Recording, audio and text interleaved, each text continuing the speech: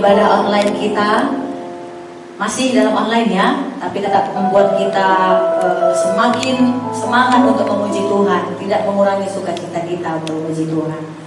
Baiklah, kita akan menaikkan puji-pujian kita bagi Tuhan. Sebelumnya kita terlebih dahulu mempersiapkan hati kita, tubuh, jiwa dan roh kita, dan kita dengarkan tiupan sangkakala.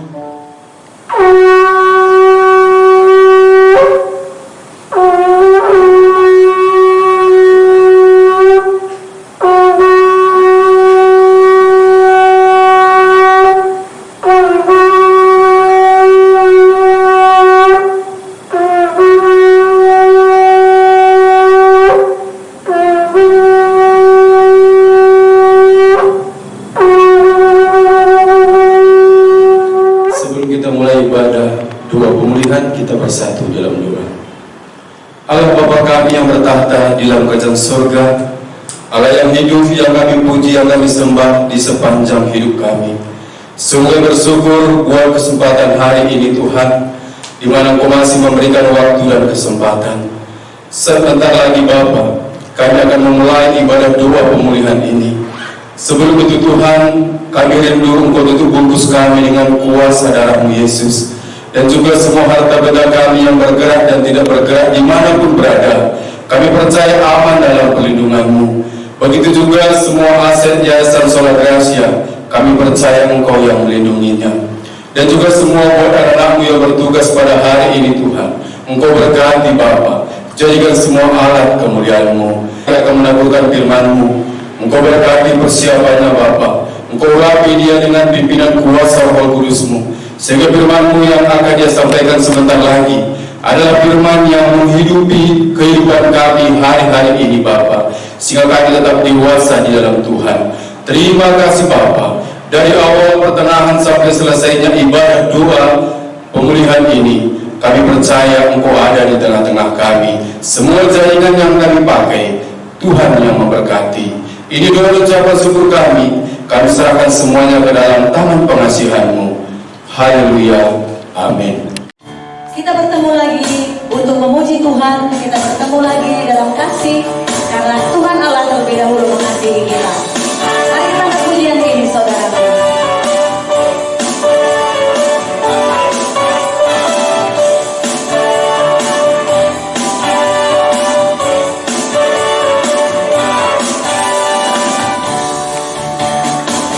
Kita bertemu lagi.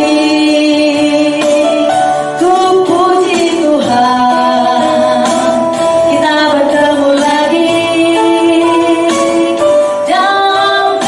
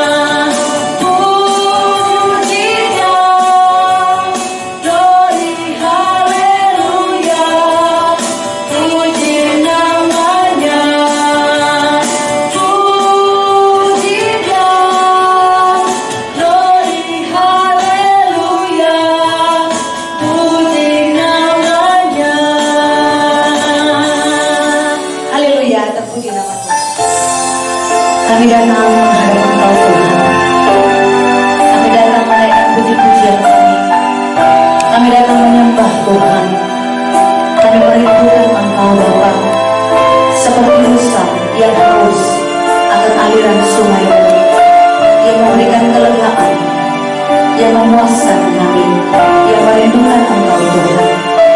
Haleluya.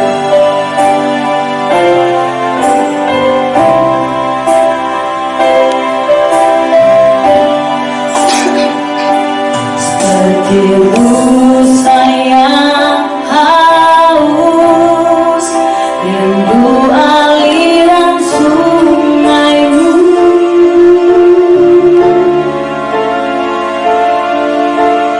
Hatiku tak tahan menunggu-Mu.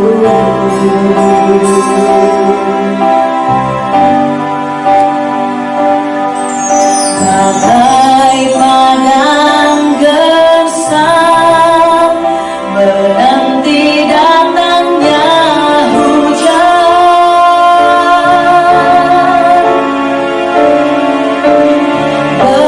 begitupun jiwaku, Tuhan.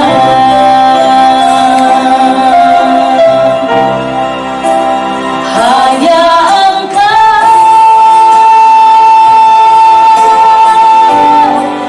pribadi yang menolong hatiku, tiada yang tersembunyi bagimu. Seluruh isi hatiku Kau tahu, Kau bawaku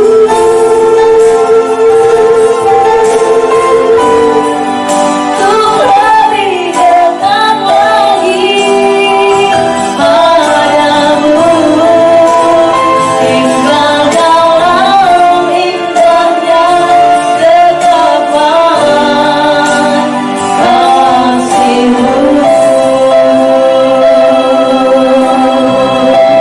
Kami tinggal dalam indahnya ketetapan kasih-Mu, Tuhan. Kami menyembah Engkau, ya Allah kami yang Maha Kudus, Raja di atas segala raja, berkuasa bertahta Engkau, Tuhan, dulu sekarang sampai selama-lamanya. Kami mengagungkan-Mu, Tuhan. Kami memuliakan nama-Mu, ya Allah kami, ya Raja kami. Seperti rusa yang haus, seperti rusa yang haus, rindu aliran sungai-Mu.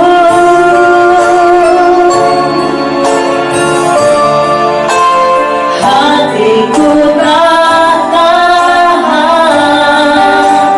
menunggu-Mu. Bagai padang gersang, bagai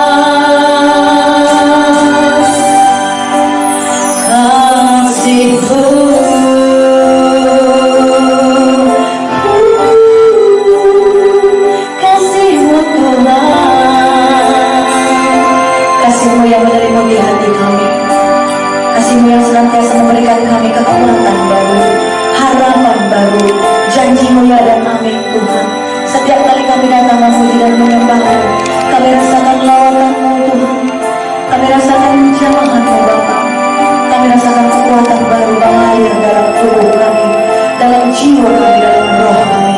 Haleluya. Ini bagian pujian dan penyembahan kami saat ini Tuhan. Kiranya pujian dan penyembahan ini berkenan bagimu Bapa, menjadi dupa yang harum yang menyenangkan hati Tuhan. Mari saudaraku terkasih, semua kita yang sedang memuji dan menyembah Tuhan, bersama dengan saya kita katakan amin. Mari kita bersatu di dalam doa. Segala puji syukur kami naikkan kepadamu ya Tuhan, di mana pada hari ini di dalam ibadah doa dan pemulihan kami anak-anakmu Yayasan Sola Gracia bersatu dan ingin bersekutu denganmu ya Bapa. Bapa, kami juga mau menaikkan doa-doa syafaat kami. Sebelumnya Tuhan, Engkau suci kuduskan tubuh, jiwa, dan roh kami, agar segala doa dan permohonan kami berkenan di hadapan-Mu ya Tuhan. Bapa, pada saat ini kami berdoa buat peninggalkan COVID Omikron yang terjadi di negara kami ini. Bapa, berbelas kasihanlah Engkau Tuhan atas bangsa dan negara kami ini. Bapa, segala sesuatu yang terjadi di Indonesia, di negeri kami ini Tuhan, itu semua Tuhan terjadi atas izin-Mu. Namun kami percaya Tuhan, Engkau mengasihi kami Bapa, Engkau mengasihi negeri kami ini Bapa. Bapa, kami mohon kepadamu, Kau angkat Tuhan, lenyapkan segala virus-virus yang ada di negeri kami ini Tuhan. Kami percaya Tuhan terjadi pemulihan atas bangsa kami ini, sehingga COVID-19 virus Omikron lenyap dari bumi, lenyap dari negeri kami ini. Terima kasih Tuhan, terpujilah nama-Mu. Bapa di sorga, kami berdoa juga Bapa, di mana Tuhan pada saat sekarang ini, biarlah kami semua Tuhan, masyarakat Indonesia, mulai dari Sabang sampai Merauke, biarlah kami semua Tuhan mematuhi segala protokol kesehatan. Kami selalu memakai masker, kami selalu mencuci tangan, kami tidak berkerumun dan tidak makan bersama Bapa. Biarlah semua ini menjadi kebiasaan bagi kami dalam setiap kehidupan kami, sehingga ketika kami mematuhi segala protokol kesehatan, penjangkitan virus ini Tuhan akan terhalang dan tidak sampai bagi kami semua anak-anak-Mu yang setia kepadamu Bapa. Terima kasih Tuhan, terima kasih Tuhan, terpujilah nama-Mu. Bapa, kami berdoa juga buat setiap tim medis yang sekarang Tuhan menjadi garda terdepan melayani orang-orang yang sedang sakit, sedang terpapar di rumah sakit Bapa. Biarlah Tuhan Kau berikan kekuatan bagi mereka, Kau berikan kesehatan bagi mereka Tuhan. Bapa, kami percaya ketika Engkau memberikan kepada mereka vitamin dari surga, mereka semua kuat dan kokoh dalam melayani. Dan kami percaya Tuhan, semua tim medis semua kuat dan kokoh dalam melayani pasien-pasien yang ada di rumah sakit. Terima kasih Tuhan, terima kasih Bapa, terpujilah nama-Mu Bapa. Bapa di sorga, kami berdoa juga Tuhan, supaya semua kebutuhan medis dapat dipenuhi segalanya Bapa. Kami tahu Tuhan Kau Allah kami yang luar biasa, yang sepenuhnya mengetahui apa yang menjadi pergumulan rumah sakit pada saat ini. Tim medis Tuhan, biarlah Tuhan Kau mencukupi segala kebutuhan, alat-alat oksigen, dan demikian juga obat-obatan dan vitamin-vitamin Tuhan, supaya semua Tuhan tersedia di rumah sakit. Biarlah Tuhan tidak ada yang kekurangan Tuhan rumah sakit, baik di pelosok, di daerah-daerah, demikian juga di kota-kota. Kami percaya Tuhan, ketika Kau ambil alih dalam situasi ini, maka semuanya akan tercukupi Bapa. Terima kasih Tuhan, terima kasih Bapa di surga. Bapa, sebentar lagi juga Tuhan kami akan mendengarkan Tuhan sabda kebenaran firman-Mu Bapa. Biarlah Tuhan Kau mengurapi hamba-hamba-Mu yang menyampaikan kebenaran firman pada hari ini. Kami percaya Tuhan, Engkau telah urapi dia, Engkau telah berikan pengajaran bagi dia Tuhan, sehingga apa yang kami dengar menjadi rema dalam kehidupan kami. Terima kasih Tuhan, terima kasih Bapa. Inilah Tuhan seru dan doa kami. Kami datang kepadamu dan kami mohon kepadamu supaya Engkau Tuhan mengabulkan apa yang menjadi permohonan kami. Di dalam nama Yesus Kristus kami berdoa dan mengucap syukur. Haleluya. Amin. Shalom Bapak Ibu yang terkasih dalam nama Tuhan Yesus Kristus. Bagaimana kabar Bapak Ibu semuanya? Pasti gembira walaupun kita dalam masa pandemi, tetapi kita akan terus bersukacita sesuai dengan apa yang difirmankan oleh Tuhan. Ini saatnya kita mau mendengar firman Tuhan, tapi sebelum kita mendengar firman Tuhan, kita berdoa terlebih dahulu. Mari kita bersatu di dalam doa. Ya Allah Bapa yang Maha Pengasih dan Maha Penyayang, puji syukur kemuliaan glori hanya bagi-Mu ya Tuhan. Kami bersyukur berterima kasih karena Engkau sudah mengurapi semua yang bertugas pada saat ini. Dan baru ini Tuhan, Engkau memberikan urapan yang begitu luar biasa sehingga mereka dengan semangat memuji memuliakan Engkau dan menaikkan doa-doa syafaat. Sekarang saatnya kami mau mendengar firman-Mu Bapa. Biarlah dari firman-Mu itu akan menjadi rema di dalam hidup kami, yang dapat kami pergunakan untuk memuliakan nama-Mu. Apapun yang kami lakukan Tuhan, biarlah itu menyenangkan hati-Mu. Terpuji Engkau Tuhan, termulia Engkau di dalam nama anak-Mu Yesus kami berdoa dan bersyukur. Haleluya. Amin. Firman Tuhan yang sampai kepada kita pada saat ini diambil dari Mazmur 116 ayat 15 yang bunyinya, berharga di mata Tuhan kematian semua orang yang dikasihi. Saya ulangi sekali lagi, berharga di mata Tuhan kematian semua orang yang dikasihinya. Demikianlah firman Tuhan. Berbahagia kita yang mendengar firman Tuhan, terutama yang melakukannya dalam kehidupannya sehari-hari. Bapak Ibu yang terkasih di dalam nama Tuhan Yesus Kristus, seringkali orang bertanya, kira-kira kemana ya orang yang sudah meninggal itu? Beberapa tahun yang lalu, kakak saya bertanya kepada saya, aku mau bertanya kepadamu, kemana kira-kira abangmu itu setelah dia meninggal? Kemudian saya sampaikan bahwasanya yang saya pelajari ada 3 hal. Dan dari yang 3 hal ini yang baru saya ketahui. Tapi ada kemungkinan besar ada lagi hal-hal yang lain. Tapi saya akan menyampaikan apa yang saya tahu. Yang nomor 1 adalah yang kita ambil dari Matius juga ada, tetapi yang dari Lukas dikatakan di situ bahwasanya tatkala Yesus ada di kayu salib, kemudian ada juga di kiri dan di kanannya penyamun yang berkata kepada Yesus, Yesus, jikalau engkau memang anak Allah, kenapa engkau tidak turun, engkau tidak selamatkan dirimu? Dan setelah itu engkau tolonglah kami, selamatkan juga diri kami. Itu yang dia sampaikan kepada Yesus pada waktu itu.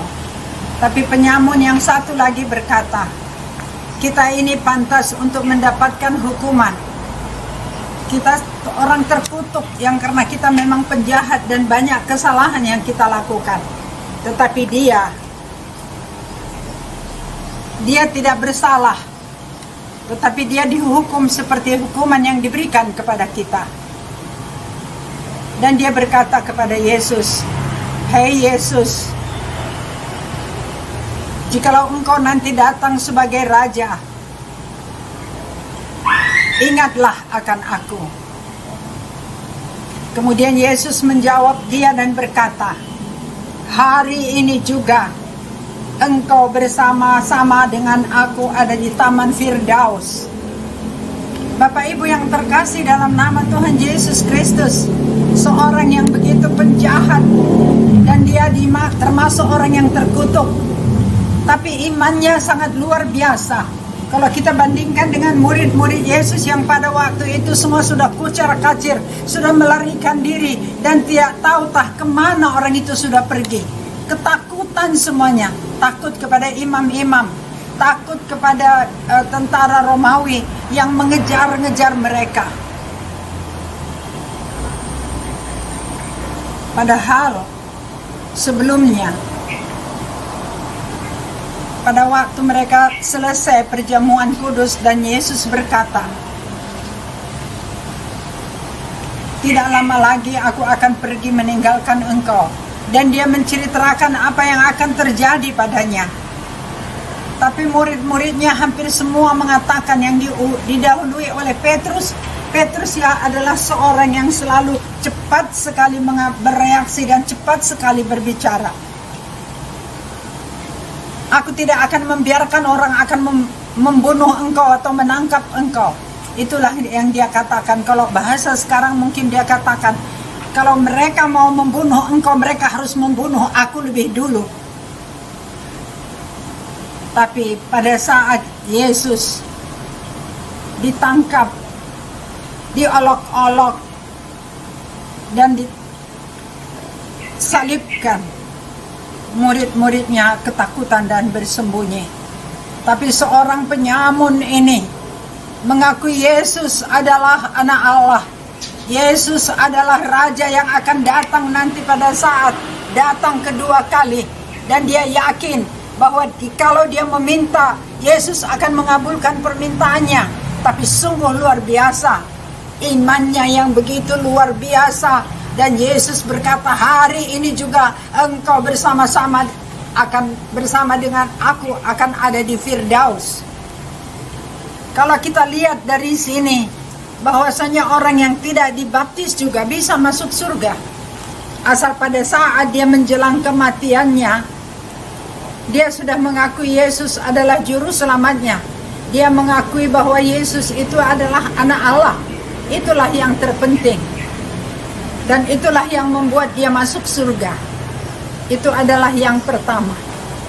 Jadi dalam hal ini kita bisa melihat, jikalau memang seseorang itu sebelum dia meninggal, dia sudah bertobat dan dia mengakui Yesus adalah anak Allah, dan dia mengakui bahwasanya Yesus itu adalah juru selamat, dia akan selamat.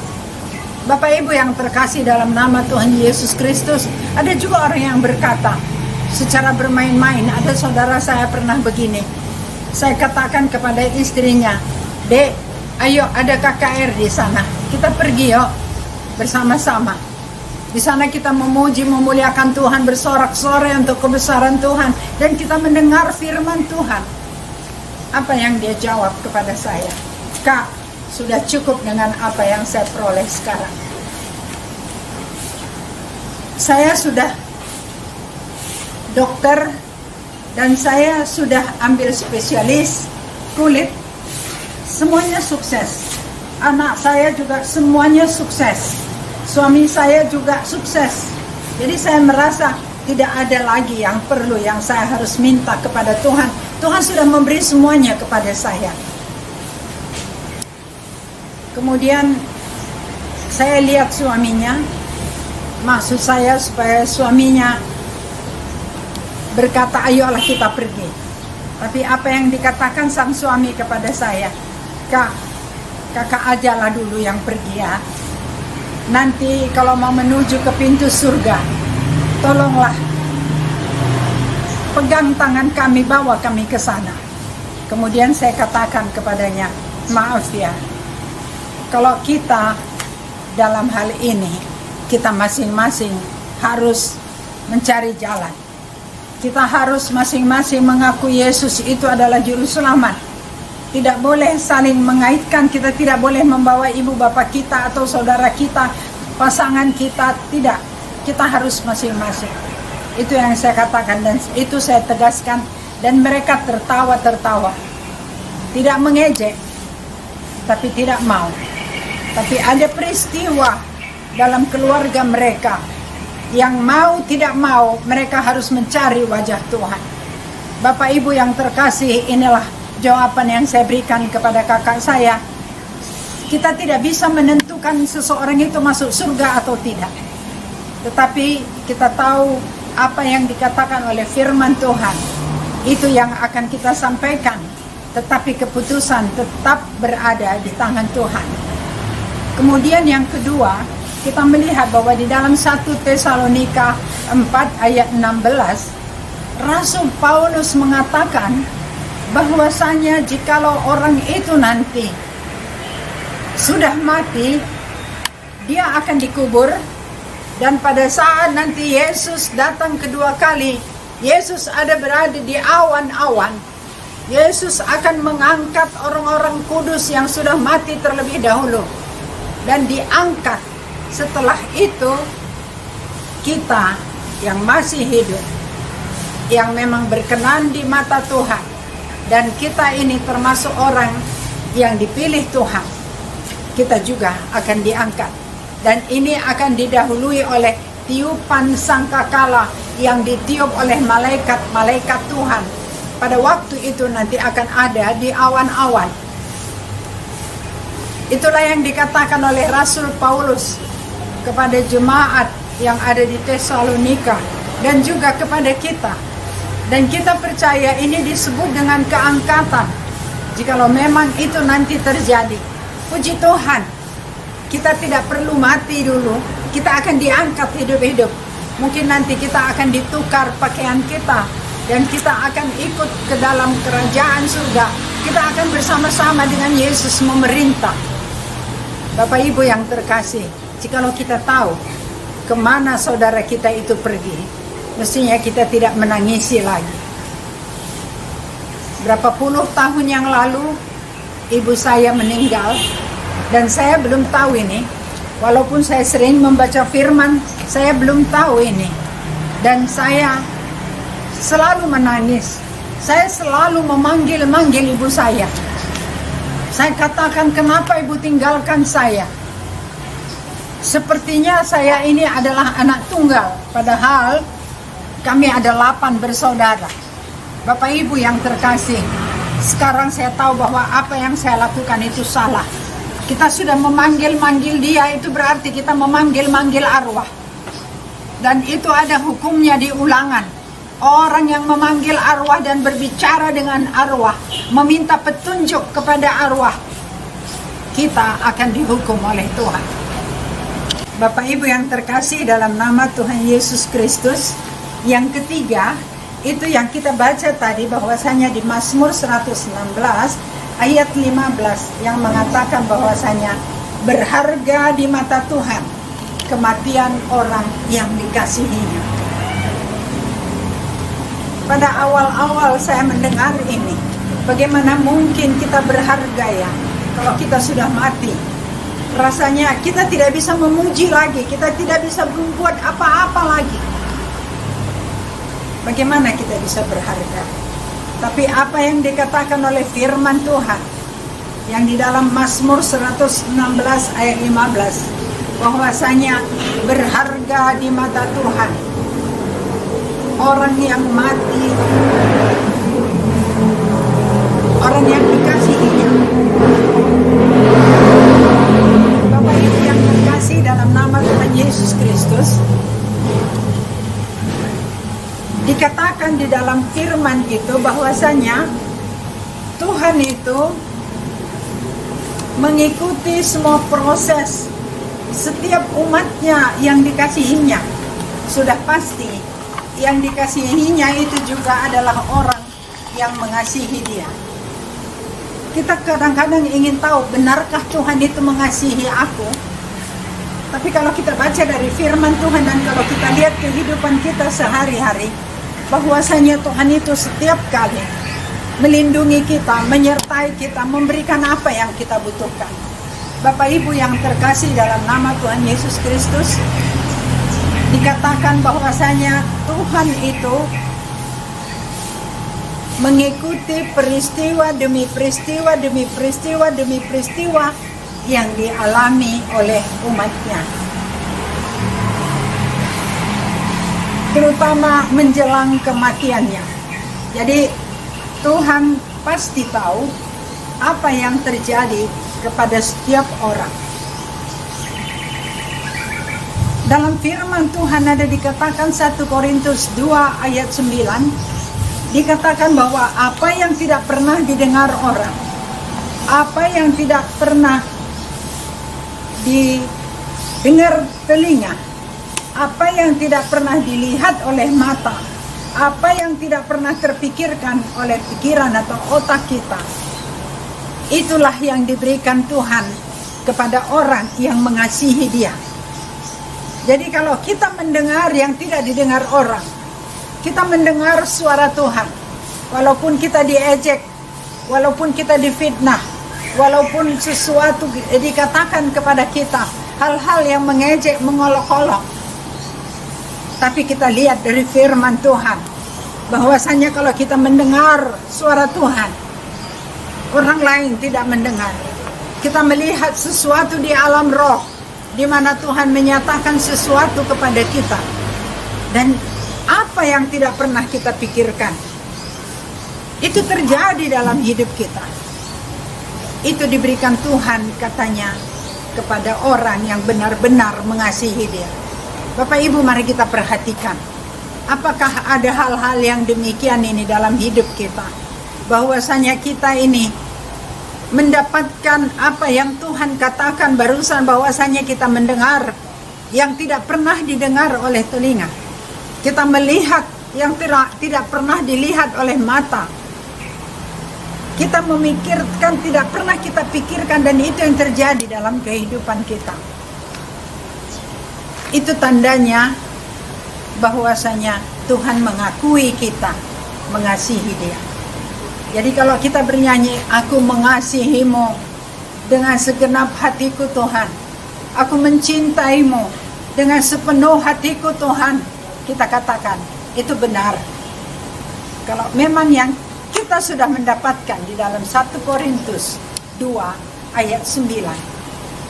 Bapak Ibu yang terkasih dalam nama Tuhan Yesus Kristus, yang kedua dikatakan bahwa Tuhan itu menemani kita. Terutama pada saat itu, kalau kita rasa itu menjelang kematian itu, mungkin kita khawatir, jangan-jangan Tuhan sudah meninggalkan aku, ataupun keluarga kita, jangan-jangan Tuhan sudah meninggalkan. Pada satu hari, ada seorang pendeta sedang dalam keadaan sakit dan dalam keadaan koma. Istri pendeta itu beserta anaknya datang meminta saya untuk mendoakan mereka, terutama mendoakan sang pendeta. Kemudian saya katakan kepadanya, maaf ya, jangan saya yang menyampaikan firman. Dan kebetulan kami bersama dengan ada yang pendeta di sana. Saya bilang, Pak Pendeta, tolonglah Pak Pendeta yang menyampaikan firman. Kemudian Pak Pendeta itu menyampaikan firman Tuhan kepada keluarga ini. Setelah selesai, saya pergi dan saya menangis terisak-isak. Kenapa? Karena saya melihat bahwa pendeta ini sudah memakai jubah dan dia berdiri di depan sebuah gua, dan kemudian tidak lama setelah itu berhenti sebentar, kemudian saya melihat lagi dan saya melihat dia sudah melambaikan tangannya dengan penuh tersenyum. Dia penuh sukacita. Tapi sudah pasti anaknya waktu itu sangat meraung-raung dan sangat kehilangan dan sangat bertanya kepada Tuhan kenapa Tuhan meninggalkan mereka. Tapi pada saat saya beritahu, Bapak kita itu sewaktu masih ada di dunia, dia dalam keadaan sakit, stroke, dan dia menderita. Tapi pada saat saya melihat dia mau pergi itu meninggalkan kita, saya melihat dia tersenyum, dia melambaikan tangannya, dia sangat-sangat bersukacita. Ini sangat menolong bagi mereka, dan itu memang benar-benar ada dalam penglihatan saya. Bapak Ibu yang terkasih dalam nama Tuhan Yesus Kristus, kemudian apa yang dikatakan? Tuhan menemani orang yang sedang sedang menghadapi maut itu, dan Tuhan membawa mereka bertemu muka dengan Yesus, bertatap muka dengan Yesus. Itu sangat luar biasa. Saya baru saja mendapatkan ini, bahwasanya yang sudah mati itu akan dibawa dan bertemu muka dengan Yesus. Artinya mereka langsung dibawa ke surga. Sudah pasti kriteria yang bagaimana yang Tuhan akan bawa langsung ke surga itu. Itu hanya Tuhan saja yang tahu. Itu adalah hak Tuhan untuk menentukan. Kemudian apa yang dikatakan yang belakangan adalah supaya dia lepas daripada semua kejahatan-kejahatan yang ada di dunia ini. Dia terlepas daripada penyakit, sakit, dan barangkali fitnahan yang dia terima, barangkali olok-olokan dan lain sebagainya. Bapak Ibu yang terkasih dalam nama Tuhan Yesus Kristus, inilah yang sudah saya pelajari dari firman Tuhan. Tadi ada 3. Yang pertama adalah seorang penyamun yang dikatakan oleh Yesus kepadanya, hari ini juga aku bersama engkau ada di Firdaus. Alangkah luar biasanya iman seorang penyamun. Yang kemudian yang kedua adalah keangkatan gereja, bahwasanya nanti Yesus datang kedua kali dan ada malaikat Tuhan yang meniup sangkakala, dan kemudian orang-orang yang sudah mati lebih dulu, orang-orang kudus itu akan diangkat semuanya. Setelah itu baru kita yang akan diangkat. Dan yang ketiga adalah dari Mazmur 116 ayat 15 yang mengatakan bahwasanya berharga di mata Tuhan kematian orang yang dikasihinya. Marilah kita berebut untuk dikasihi Tuhan. Marilah kita berebut untuk mendapatkan bagaimana supaya kita dianggap orang yang mengasihi Dia.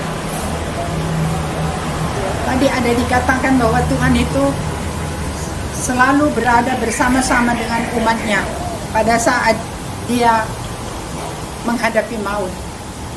Dan Tuhan juga akan mengikuti proses yang dialami oleh umat yang dikasihinya. Yang ketiga, Tuhan membawa orang yang dikasihinya itu bertatap muka dengan Yesus. Bapak Ibu yang terkasih, marilah kita mencari tahu bagaimana supaya kita benar-benar dikasihi Tuhan. Kita mencari tahu bagaimana supaya benar-benar kita diakui Tuhan bahwa kita mengasihi Dia, sehingga kita nanti akan dibawa ke surga, bertatap muka dengan Yesus. Jadi kita tidak di sini, kita harus menyembah Tuhan dan kita merasakan Yesus itu ada bersama-sama dengan kita, hadirannya ada bersama dengan kita. Marilah Bapak Ibu, saudara-saudari yang terkasih, kita bersama-sama mencari, berjuang, berkorban untuk mendapatkan apa yang Tuhan sudah janjikan di dalam firman-Nya. Tuhan akan memampukan kita. Amin. Kita berdoa. Terima kasih Bapa untuk firman-Mu pada saat ini yang barusan kami dengar Tuhan. Kemanakah perginya orang yang meninggal itu? Itu menjadi pertanyaan bagi kami selalu ya Tuhan. Tapi kami tahu dari firman-Mu bahwasanya orang yang percaya kepada Yesus, bahwa Yesus itu adalah anak Allah dan Yesus itu adalah juru selamat manusia, orang itu akan diselamatkan. Dan yang kedua adalah keangkatan gereja di dalam 1 Tesalonika 4 ayat 16, di mana di sana dikatakan bahwasanya pada saat Yesus nanti datang kedua kalinya dan Dia berdiri di awan-awan, sebelumnya sudah ditiup sangkakala dan Yesus akan mengangkat orang-orang kudus yang sudah mati terlebih dahulu, dan setelah itu akan mengangkat orang-orang percaya. Yang ketiga, Tuhan adalah berharga di mata Tuhan kematian orang-orang yang dikasihinya. Itu juga tadi sudah Engkau nyatakan persyaratannya Tuhan. Terima kasih Bapa, Engkau yang memampukan kami. Engkau yang memampukan kami Tuhan Dan Roh Kudus yang akan mengajari kami, membimbing kami, supaya apa yang kami lakukan, supaya apa yang kami perbuat semuanya, yang kami lakukan Tuhan, adalah untuk kemuliaan bagi nama Tuhan. Apa yang kami lakukan untuk menyenangkan hati Tuhan. Terima kasih Tuhan. Mampukan kami semua beserta dengan semua yang mendengar pada saat ini, dimanapun saudara-saudara kami sedang berada, biarlah Tuhan, Roh Kudus yang akan mengajari, Roh Kudus yang akan mengurapi, sehingga semua kami mengerti Tuhan, dan tidak ada lagi kesusahan, tapi kami bersuka cita, karena kami tahu kematian itu adalah gerbang emas menuju kepada kehidupan yang kekal. Terima kasih ya Tuhan, tak henti-hentinya kami bermohon kepadamu. Saat ini kami masih menghadapi pandemi COVID-19 ya Tuhan. Kami mohon belas kasihan-Mu supaya diingatkan semua rakyat Indonesia yang berjumlah 267 juta jiwa, supaya semuanya taat memakai masker, taat mencuci tangan, dan rajin menjaga jarak, menghindari kerumunan, menghindari keluar rumah kalau tidak perlu ya Tuhan. Tapi saat ini kami diajari Tuhan memakai masker firman Tuhan. Kemudian kami mencuci tangan dengan berdoa, dan kami menjaga jarak dengan dosa. Biarlah itu yang terjadi dalam hidup kami Tuhan. Terus sekali lagi kami berseru-seru kepadamu, angkat COVID-19 ini dari bumi Indonesia ini. Terima kasih Tuhan. Terpuji dan mulialah Engkau. Di dalam nama anak-Mu Yesus kami berdoa, kami bersyukur. Haleluya. Amin. Shalom bagi kita semuanya. Tuhan memberkati. Salam sehat.